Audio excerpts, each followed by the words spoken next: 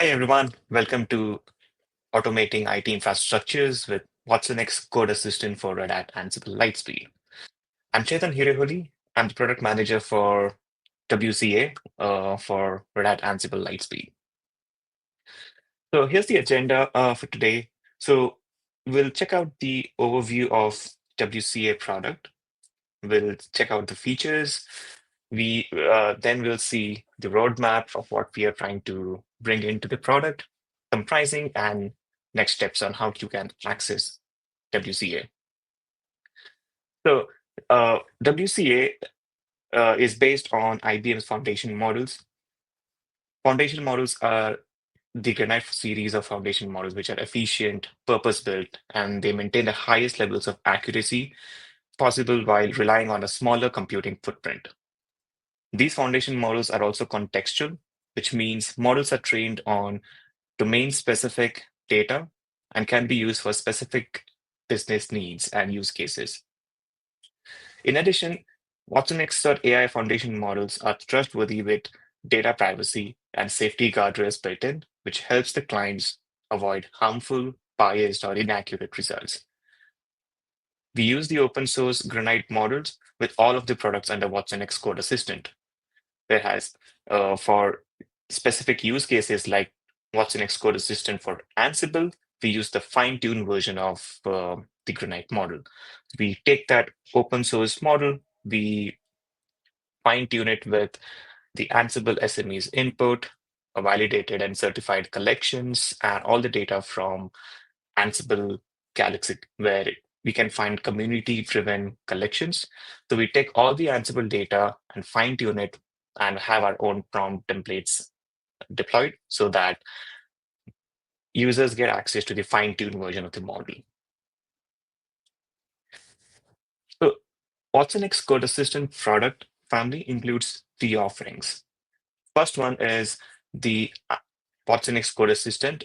It's the flagship product for general programming, supporting over 116 programming languages.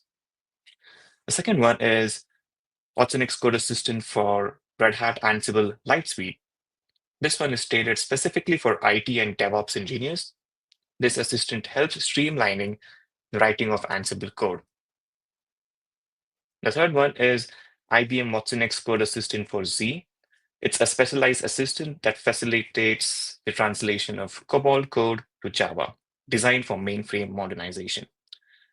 All products in the watsonx Code Assistant family are built on the watsonx.ai platform, leveraging the IBM Granite Foundation models. So let's look into WCA. I'll be calling watsonx Code Assistant as WCA for the rest of the presentation. So let's check out some of the main points for WCA. So WCA is developed in collaboration with Red Hat.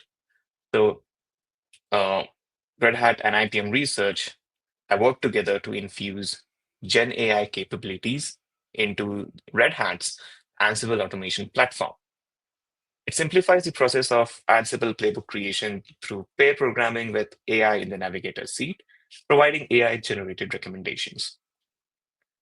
The challenges we see today is automation developers often face inefficiencies due to manual and repetitive tasks. Many organizations struggle with a limited pool of skilled Ansible developers who can create and manage automation content. And ensuring reliability of the automation content is critical, as clients need to trust that the automation processes and performs correctly and securely without introducing risks. WCA for Ansible is built to address these critical client challenges by generating high-quality Ansible content with a purpose-built, fine-tuned Granite model. 2, accelerate automation scripting with natural language to Ansible AI-assisted tasks. 3, content matching with potential sources of trust and transparencies. 4th, personalized content generation via prompt tuning of the base model so that customers get to tune the base model offered by WCA with their own organization data. So here is a high-level overview of the product architecture.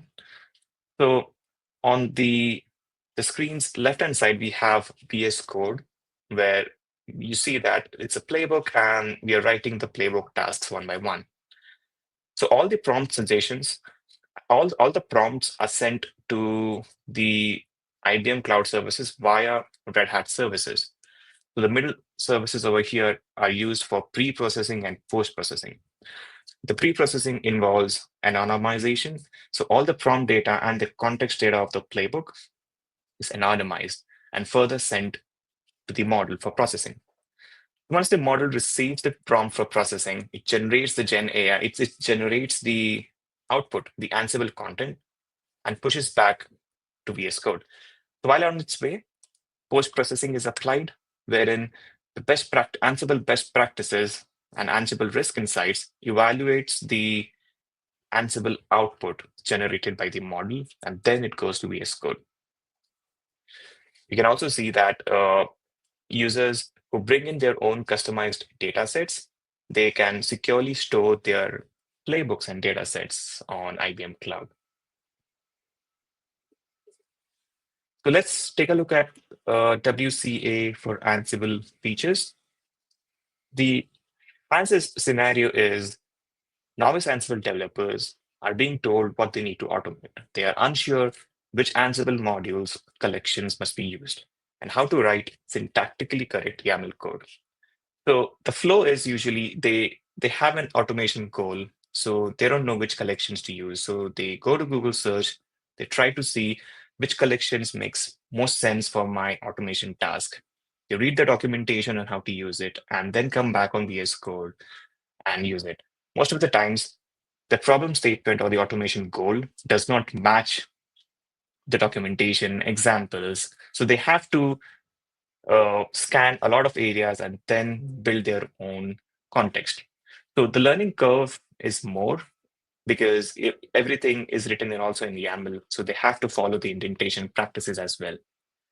Whereas for WCA, so it makes the job easy by users can just write what they need to do, the automation goal in natural language, press enter, and they can see that they get the automation task. So Ansible, so the model decides the best Ansible collection required for this automation task, applies best practices, and sends that output.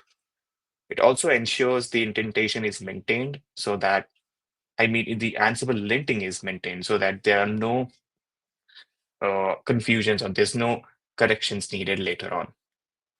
The output also follows Ansible best practices like getting the collection name as fully qualified collection names so that they are standardized across organizations so they don't have varied data across organizations. The next feature is content similarity. So content similarity matches the output produced by the data with its training data, the model which the data which has the model has been trained on. So for example, if the model produces some task data, it tries to match the model generated output with the training data sets it has been trained on. And it shows to the user, these are the data match that I have received with the URL, path, data source, licenses, and the match score. This pushes an edge over transparency, letting the developer know that, okay, these matches to the source code from the training data. Data security, all the prompt and suggestion data is encrypted end-to-end in transit and is temporary. So once the prompts are received by the model, they are discarded. They are not stored anywhere on IBM Cloud or the model learns from it. So they are discarded. Whereas the output is also uh, sent to the VS Code and it's encrypted in transit. Context awareness. So while you initiate prompts, when you send your natural language prompt to the model, the context of the playbook is sent as well. So a playbook contains a name field, its connection, host data, any variable data that is mentioned above the tasks. So along with the natural language, or along with the natural language prompt, what the developer writes, the upper part of the playbook or the complete playbook is actually sent to the model to understand what the user is trying to achieve. In this example screenshots, I have on the left-hand side a playbook which talks about EC2 cloud operations, and I have a couple of model defaults and variables. So the output always contains references to those variables as well as the right Ansible collection, thus pushing the context awareness so that you get accurate results each time. The next one is playbook generation, generate playbooks from scratch. So users can leverage a guided UI style approach over here. So they bring in their automation goal, they write what they need to achieve, and and the tool generates a playbook outline which steps of automation task. After that, they get the entire playbook. With WCA's playbook generation feature, this process of writing Ansible playbook from scratch makes it easier and more efficient. Someone who is new to Ansible, like a day one learner, it becomes very easy for them to understand what they need to do. And they can also learn, okay, this is how Ansible playbook YAMLs are written, and this is how is the right format or right approach to write. This three-step approach of input, review, confirm offers a simplified approach of creating and understanding the Ansible content. Next is playbook explanation. So Ansible playbook explanation capability allows automation content creators full visibility into the explanations of the playbook. So its playbook explanation is divided into a summary, prerequisite, and task explanation. We have crafted this format by speaking to Ansible SMEs from Red Hat and what the developer really need to see and what really helps them while looking at the playbook.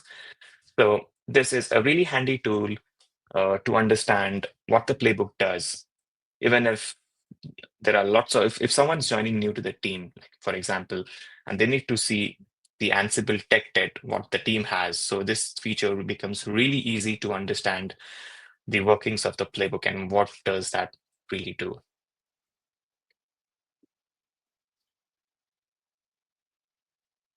So the next one is role generation. Sorry, it's not playbook generation. So role generation is similar to the approach for role generation is similar to playbook generation. It's Ansible roles are a bit advanced topic in Ansible content generation. So whereas they create reusable files that can be called in different playbooks. So in order to build these reusable files, the tool offers, again, a guided approach where you bring in your automation statement and it comes up with an outline. Finally, it shows you all the different files which can be saved in different file directories. This again aims at reducing time. You don't have to individually create folder directories and new files and populate with Ansible roles. This really helps you to speed up the whole process of Ansible role generation. Similar to playbook explanation, we have role explanation. So sometimes you would know, like, as an Ansible developer, a role file would contain just a list of tasks or list of variables. What this feature does is it collects the context of the roles present, and it also tries to relate of what the task is talking about. So the output that you receive is a holistic explanation of what the role does together. Then we have model customization. So developers can customize the base IBM model that is shipped along with this product. If organizations have their inbuilt Ansible collections, which they have not pushed it to the internet, they maintain it only within their organizations, or they have certain programming patterns where, for example, you give access to new users only with write access, so by default. So such patterns which they practice in their organization, and they want the model to learn these patterns and in-house collections and give me output related to that. So this is achieved using model customization. So the product offers a very easy to use web UI where you can bring in your playbook data, customize the model, and deploy it on IBM Cloud so that the model retains the knowledge what it has been trained on before, but also it learns the newer data that has been trained on. The process is called prompt tuning. It's an efficient, low-cost way of adapting the AI foundation model. So unlike fine-tuning, where it requires hundreds of thousands of data to fine-tune and lots of GPU resources, prompt tuning cuts that, and it really doesn't really rely on too many GPU tuning hours and so that. And also the tool is crafted in a way that developers do not need to have any data science knowledge to really uh, go forward and tune these models. So they just need to bring in their Ansible expertise and all the Ansible playbooks they wish to tune.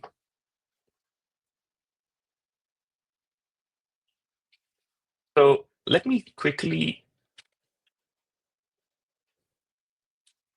switch to VS Code and show you around the features. Okay, so this is VS Code. So WCA for Ansible is shipped with Ansible extension. So this is the Red Hat Ansible extension, and this is widely used by the DevOps community, where whoever works with the Ansible platform, right, to write Ansible code, to monitor their Ansible platform, automation platform, things like that. So this is the main Red Hat platform, and they have to go to settings, go to Ansible Lightspeed, and then enable the Lightspeed settings over here. So Ansible Lightspeed, when once you enable the Lightspeed settings over here, then it starts talking to the WCA services. The prerequisites in order to have this possible is you have to have a license of AAP, that is Red Hat Ansible Automation Platform, and a license to WCA Ansible. So these two are both independent services. If you have license to these both, then you can enable this and log in with your Red Hat ID, and you're good to go. So this is my working directory. I have already logged in. So this is Ansible Lightspeed. I have already logged in, and you can see, okay, let me do connect. So I'll allow, which will take me to web browser, and it asks me to log in with Red Hat. Let, let me log in.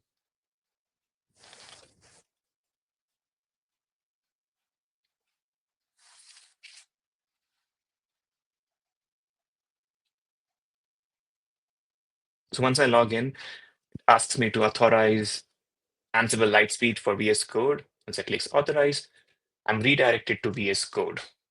So here's it.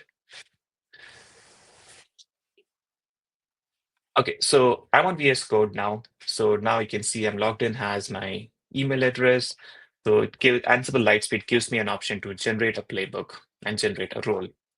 Let's click on generate a playbook. So this is that UI which I was describing earlier. I have few examples over here. So it also remembers past prompts that you have used. So this guided step approach is really aimed at day one Ansible learners. So they can bring in their automation goal of what they want to achieve. They have to be very brief, and they can write everything over here in natural language. It only supports English for now. You click analyze. The the automation goal in natural language is sent to the model, and it comes up with an outline.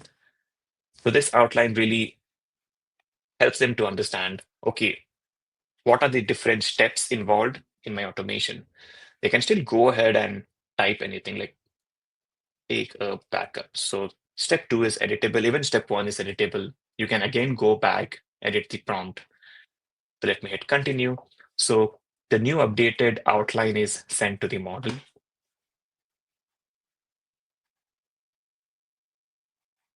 and we receive the complete playbook.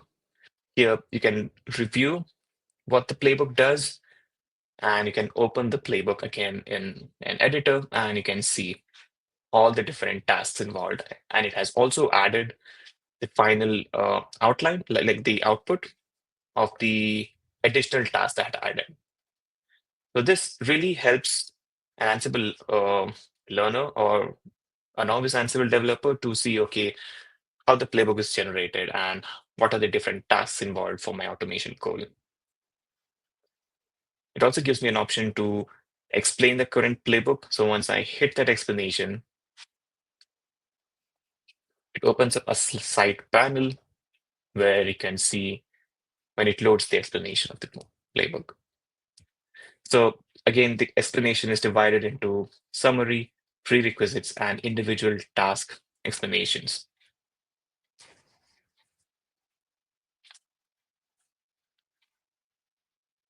Let's check out the task generation. So the task generation, it works like comment to code. So there are two kinds of task generation.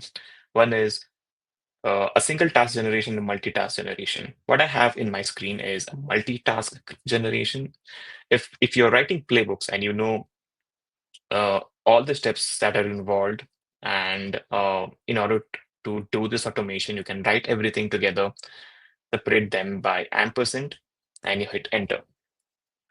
So once you hit enter, again, the context of the playbook is sent along with this, and you get back the response. You hit tab to accept the output, and you get all the output over here. So this is multitask. So sending multiple single tasks together to the playbook. So how does single task work? So single task, so this is a task on line 18 I'm editing. So a single task works like this. You just you have to press enter, so that when I mentioned the context of the playbook is sent, so everything from line 1 to line 18 is sent to the model, and it generates this particular output. For content similarity, so with the Ansible extension, it also loads an Ansible panel here in the terminal window. So here is the content similarity matches for this particular task. So it tells me that, okay, the output that the model has generated is similar to these three matches. So someone in the internet might have written a very similar code, and this one matches exactly, not exactly, but up to 98%, or it gives a match score over here. It also gives you information on the license and the path and the URL of where the particular file is matched. Okay, so so these were playing around with playbooks. The role generation is again very similar to playbook. So what we have over here is similar to playbook generation. We have, uh, let me take this one, a step-by-step approach of mentioning what the automation goal is and click on analyze. The goal is sent to the model, and it comes back with the outline. Here, we also give you hyperlinks to understand what role is. So here it says create.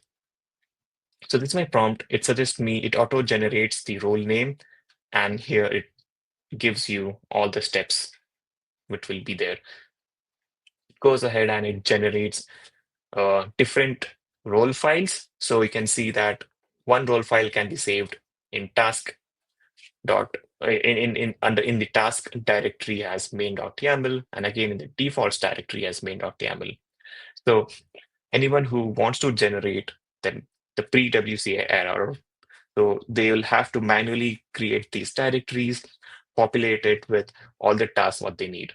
So this tool really makes it easier and faster for them to generate these Ansible content at one shot. So you can see that it also understands that it has to create special variables mentioned in the tasks main.yaml, and it also understands that these variables have to be referred again in the main.yaml in the defaults one. So it doesn't make any mistake in mentioning those variables in both the places. So it's a really time-saving approach for someone who is writing roles. So again, if one has a working Ansible environment, they can just go and click Save Files. So it just generates it. So the prerequisites are that you must have an Ansible working environment so that you can just save these files directly. Whereas for role explanation, so this is how typically roles are saved. Let me close this one.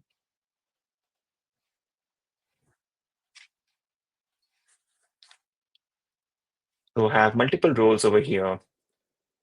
This particular roles has a task field, and this is the task. So I can right click over here, explain the role by Ansible Lightspeed. So similar to playbook generation, uh, the approach to initiate explanation for roles is also similar, and it gives an explanation to all the roles, the role file over here.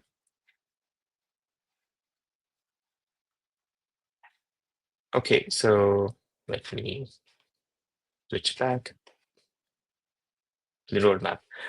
Okay, so those were some features of Ansible Lightspeed. So let me present you the product roadmap. So this is our plan for the first half. So we have already delivered. So we had plans to release role generation. So we have delivered in the first quarter of 2025. We have also expanded our data centers to Frankfurt. So initially they were only available in the data center, the WCA services were deployed in the Dallas data centers, even though it's available worldwide. So data centers was only Dallas. So we're expanding our data centers to more localize the application. If some organization have certain rules they have to follow, that data shouldn't go outside their local region. So we are trying to expand the uh, data centers so that we can comply to the regional laws. So for the rest of first half, we have again working on expanding to more data centers. We are trying to bring in a new customization approach with the 20B model that the product has. We are also going to introduce a chat feature so that the Ansible developer can talk to the model and iteratively build Ansible playbooks. So there will be a new chat feature. For the second half of 2025, we have a feature called as converting non-Ansible scripts to Ansible playbooks. So organizations who are planning to move from different technologies like Chef or Puppet to Ansible platforms, they can use the tool to migrate their automation scripts. Uh, Developers can soon also start able to create event-driven Ansible. We'll also start offering regional support for languages and prompting. And again, a couple of data center expansions to London, Tokyo, Sydney. And finally, we also wish to come to deliver an MVP for WCA for IT automations. So what we mean by that is we want to build a WCA which actually revolves around the DevOps and SRE persona, extending from Ansible to Terraform, Docker, Bash scripting. So the DevOps user really uses so many tools on their day-to-day activities. So a coding assistant which really understands the point of view of an SRE and DevOps engineer and assist in every step. The WCA for IT automations will have the more understanding of how the Terraform scripts are written, and how the Ansible scripts are written, so that the post development lifecycle, which is for configuring and deploying the application, will be assisted by WCA. They can deploy, they can provision the instances and VMs using Terraform, and they can host their application, they push their updates using Ansible. So both the tools will work in harmony, and we will be having a WCA to assist the developer to write these scripts. Next, we also have integration to specific tools, specific IBM tools like Instana, Concert, and Turbonomic, so that all these application monitoring services or infrastructure scaling applications will use WCA as a script generation or alerting service, so that it helps the developers to, or DevOps engineers, I would say, to understand what's going on in the infrastructure and monitoring and apply the changes quickly.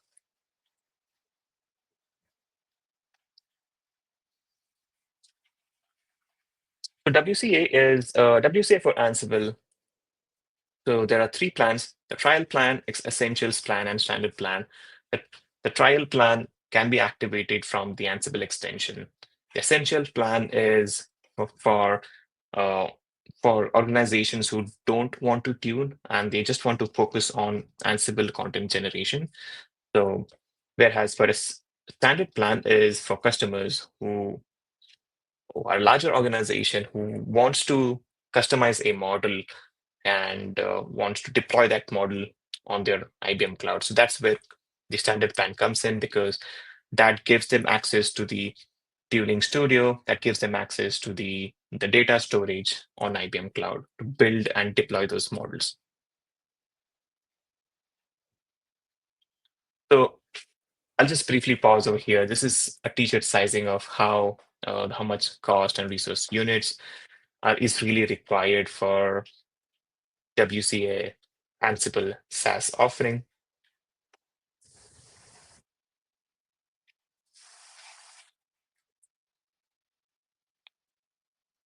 The product is also available as an on-prem offering, so that if someone wish to deploy the product into a tight environment, they can do so. So WCA for Ansible is shipped with IBM Cloud Pak for data, so they can install the entire product along with the LLM itself and the LLM inferencing stack locally, so that they can run all the product configurations locally. So they don't have to have an internet connection. All the model understands and it has the knowledge of what it has, so it can generate it over there.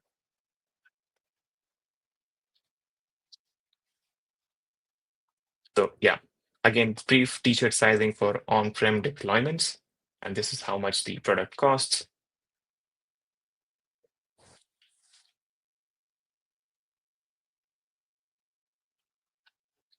For SaaS, I had to mention that the customer is billed based on the amount of tokens used. So it's pay as you go, which makes it really flexible for larger organizations or even smaller organizations to try out this product first and see how it really picks up. Unlike other coding assistants out there, where you have to purchase seat-based licensing. So the token-based approach is far more economical, combined with the Granite models, what the WCA ships with. So again, unlike other coding assistants, these Granite models are not huge. They are the 8 billion parameter, 3 billion parameter. Maximum it goes to 20 billion parameter. So these are smaller in size and they're custom tuned to the use cases. They're more economical to run and produces a good output.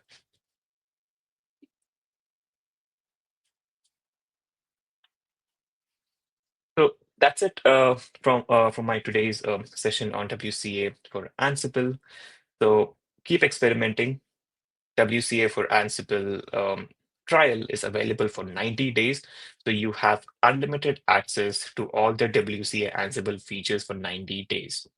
Only prerequisite is you have to have a Red Hat Ansible automation platform, which you will able to activate WCA.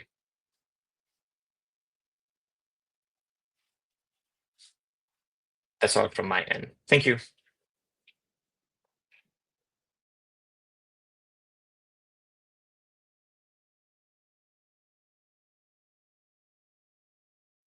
If there are any questions, please let me know in the chat. I can try to answer them as soon as.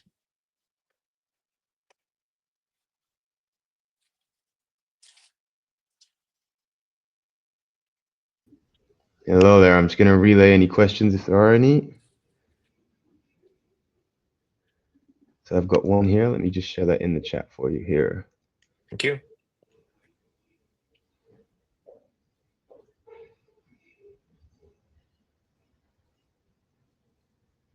So I don't know if you saw that question there. I'll just read that out for you. So is there any way we can reserve the reservation for Yeah. extended longer duration? Yeah. Yeah. So WCA Ansible at IBM. So that reservation is a text zone reservation. If you are able to generate, or if you're able to create a Red Hat ID within that 48 hours, uh, you'll be good. So you can let the instance expire. That's not related to the Red Hat account. So if you have completed the Red Hat account process and you have received an email, you've confirmed it on your web browser about your password, you set up the account, you're good to go. You don't need to worry about the instance getting expired in 48 hours.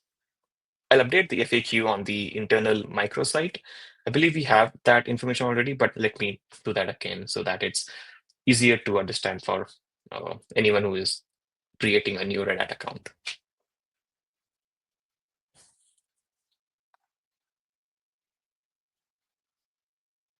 Okay, thanks everyone. I hope you enjoyed and got to know and learn about WCA Ansible. Thank you. Have a great day.